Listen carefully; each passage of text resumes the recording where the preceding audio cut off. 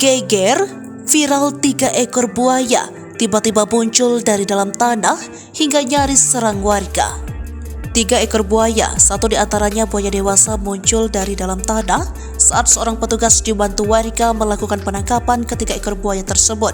Buaya-buaya tersebut muncul dari dalam tanah setelah petugas mencongkel permukaan plesteran semen tebal. Proses evakuasi 3 buaya tersebut viral usai diunggah oleh salah satu akun pada Rabu 9 Agustus 2023. Dalam unggahan tersebut tampak beberapa petugas berbaju oranye sedang berusaha menangkap seekor buaya yang keluar dari dalam jalan beton rusak.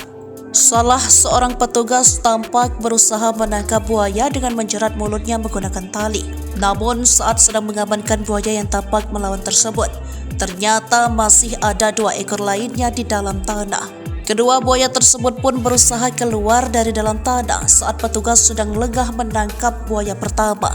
Sadar kondisinya terancam, buaya yang keluar terlihat mengamuk dan membuka kedua mulutnya dengan lebar. Buaya berukuran sedang tersebut bahkan nyaris menyerang warga yang berkumpul di sekitar lokasi. Belum diketahui secara pasti bagaimana ketiga buaya tersebut bisa berdiam di bawah coran semen yang begitu tebal dan kondisinya nyaris kering. Diduga di bawah coran semen tersebut terhubung dengan aliran sungai atau rawa.